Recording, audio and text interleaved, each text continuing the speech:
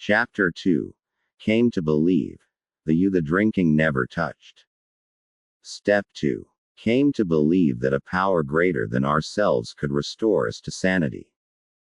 There is a word buried in step 2 that the step never argues for, never defends, and could not function without. The word is restore. You cannot restore what never existed. A restorer of paintings does not invent the painting. She trusts, against every appearance of the blackened canvas, that the original is under there, that the damage, however total it looks, is on the surface of something, and that the something survives. Step 2 commits you to nothing about God yet, nothing about religion, nothing you must define or defend. But it quietly commits you to one enormous claim about yourself, that there is an original. That beneath the years and the wreckage and the person you became in order to survive being the person you became, something remains to be restored to. The step's whole strategy hides in that syllable, and most people say it for years before they hear it. And hearing it may be the hardest act of belief this book will ask of you. Because if you have lived any real time inside an addiction, yours or one that had you in its blast radius, then you have almost certainly concluded, in some sealed sub-basement of yourself, that the damage is not on the surface of something. That it goes all the way down.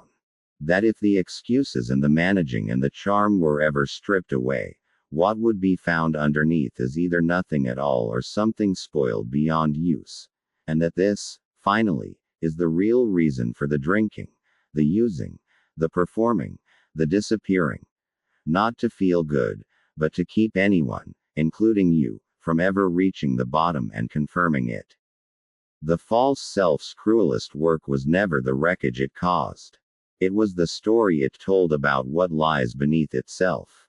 Every addiction is guarding a verdict. Step 2. Read whole, is the annulment of that verdict. And the tradition this book walks with has spent 70 years, and behind that, 17 centuries, saying so with a precision that deserves to be heard as precision, not as comfort. Merton said it from inside the monastery, in a sentence that has traveled far enough that you may already carry it. At the center of our being, beneath every layer the years have added, there is a point, untouched by sin and by illusion, a point of pure truth that belongs entirely to God, that we cannot reach by effort and cannot destroy by failure, blazing quietly under everything. He called it La Pointe Vierge, the virgin point. Virgin not as innocence preserved by luck, but as territory the invasion never reached. And in New Seeds he named what is kept there. Not your talents, not your record, your identity, which he dared to say in 3 words, love is my name.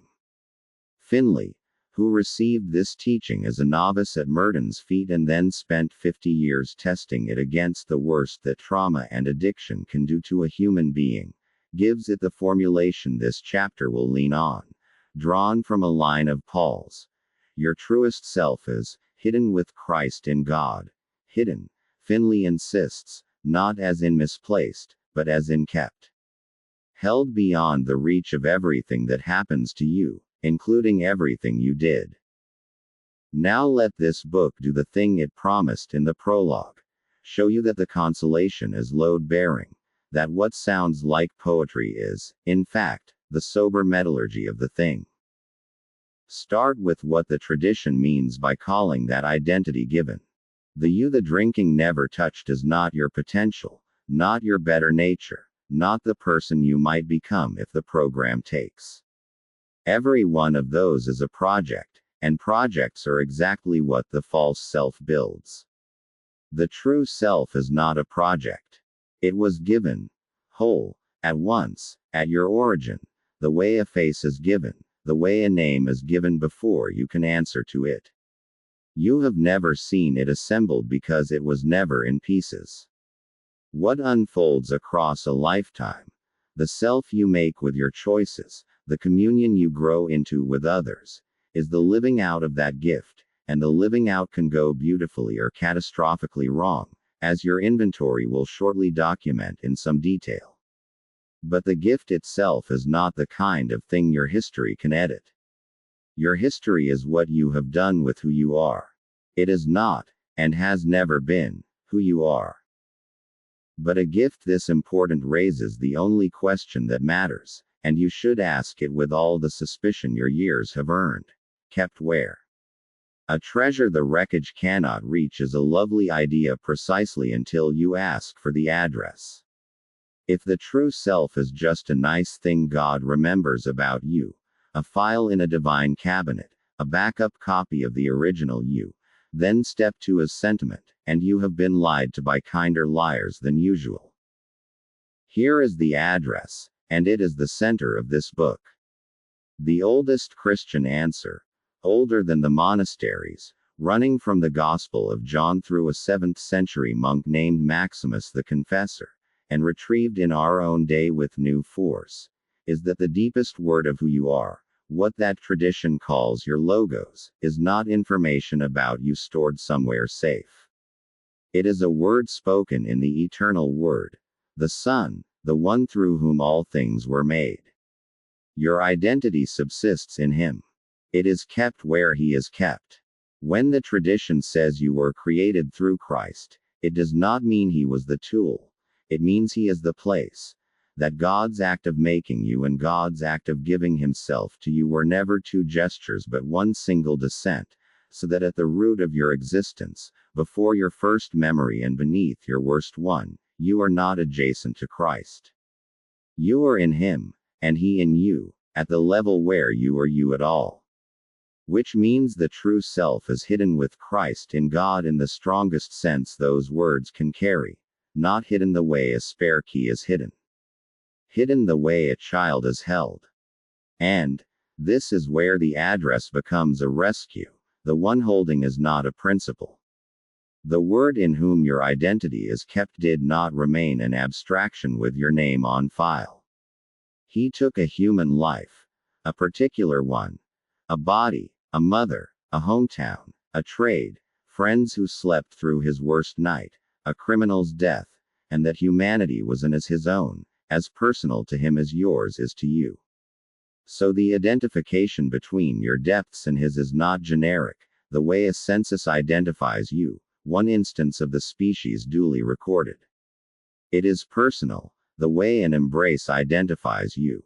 The one in whom your truest self subsists knows from inside what it is to be a creature under the weight of a history. This book will return to that fact in Chapter 8, at the hardest place it has to go, and will make there its most audacious claim. For now only this much is needed, and it is enough. The original that Step 2 bets on is not stored. It is held by someone from inside. And held. This book must add one more thing before the fences go up. Not as a treasure is held, inert in a vault, but as a flame is held, burning. Because here the account of you turns from safety to glory. In making you, God said something of Himself that had never been said before and will never be said again. The identity kept in the Son is not only kept, it is itself a showing, a particular theophany, the old tradition would say, so that you are, at your root, a word about God that only you pronounce. The wreckage never reached it. It can be masked, plastered over, shouted down, forgotten by its own bearer for 40 years. But a masked lamp is not an extinguished one, and nothing in your history ever had the reach to put it out.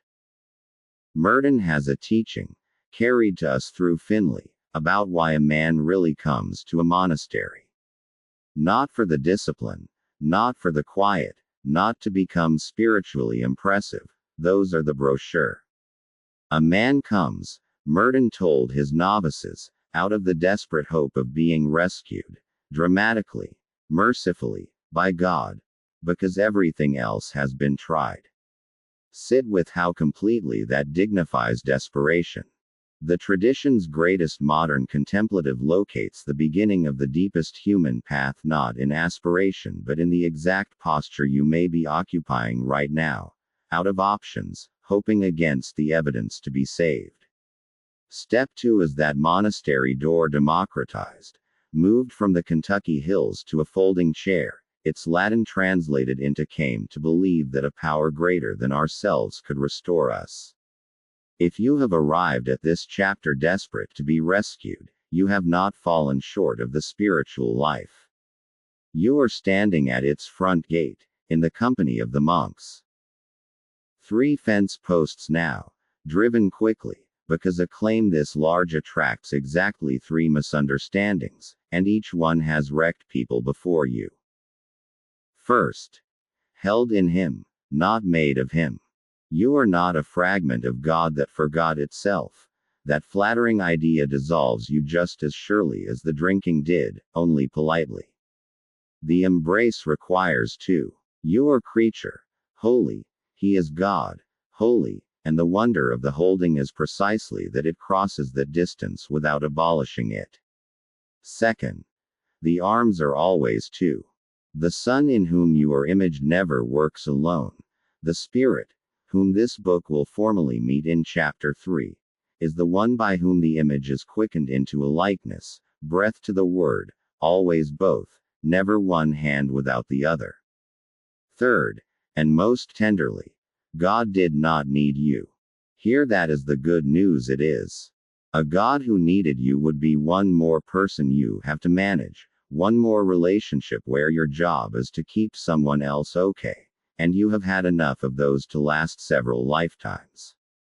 The divine life was already complete, already feast. Your existence was never the missing course. You are dessert, not dinner, superabundance, made not to fill a lack but to be delighted in.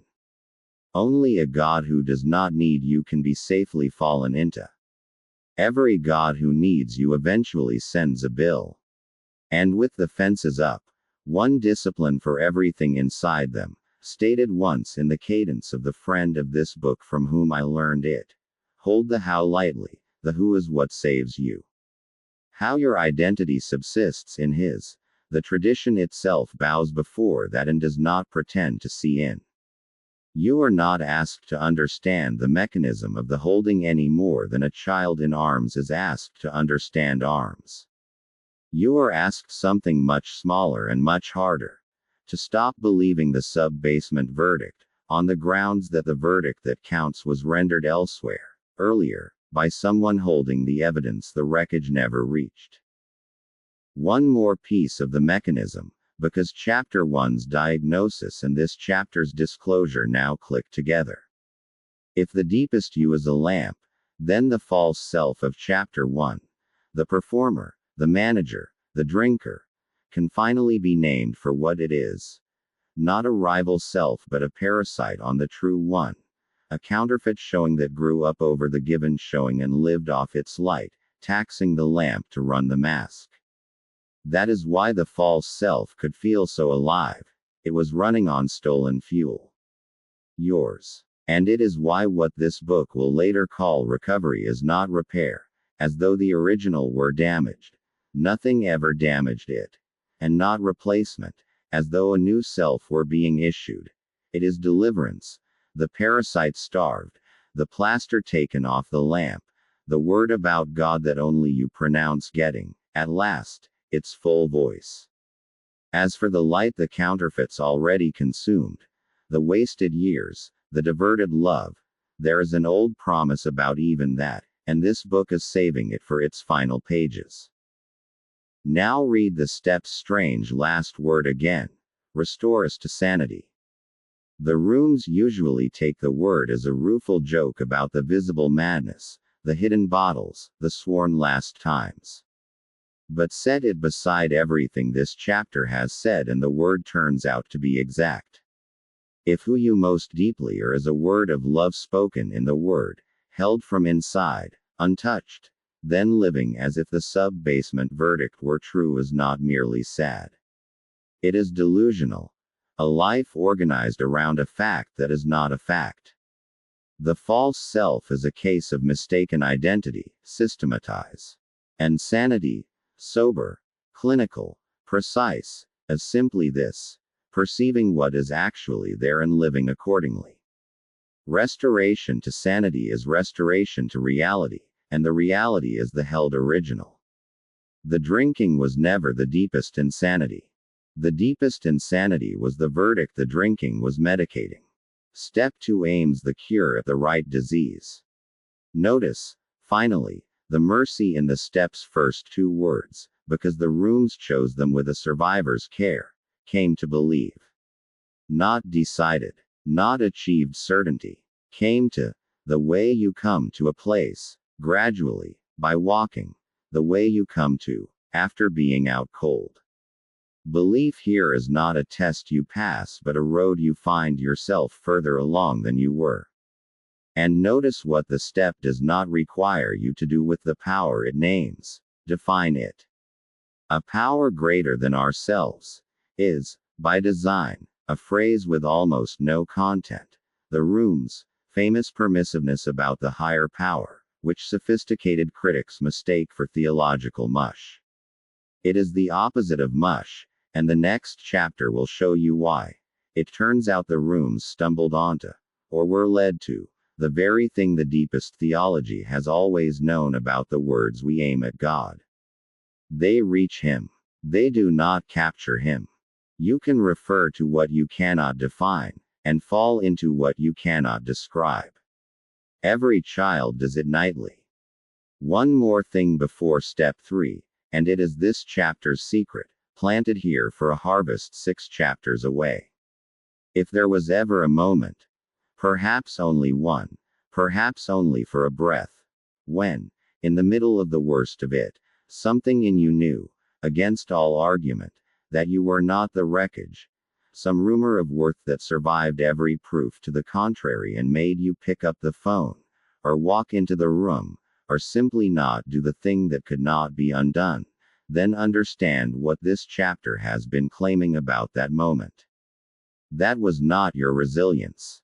That was not a chemical accident of a better morning. That was the held original, answering the one holding it, the way a sleeping child stirs toward a voice she does not yet know she hears. You were accompanied before you believed in accompaniment. Much later, on this road, you will look back at that moment and say what 2 other travelers once said on another road, their hearts burning in them before their eyes were opened. It was Him. It was always Him. But the moment you say so, a question rises that will not be put off, and it is the question of the next chapter. Falling is all very well, if the arms are alive. A statue can be leaned on. It cannot receive you.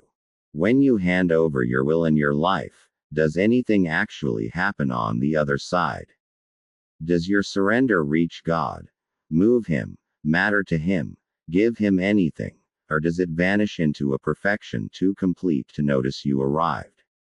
The Rooms bet everything on the first answer. So, it turns out, does the deepest grammar of the faith.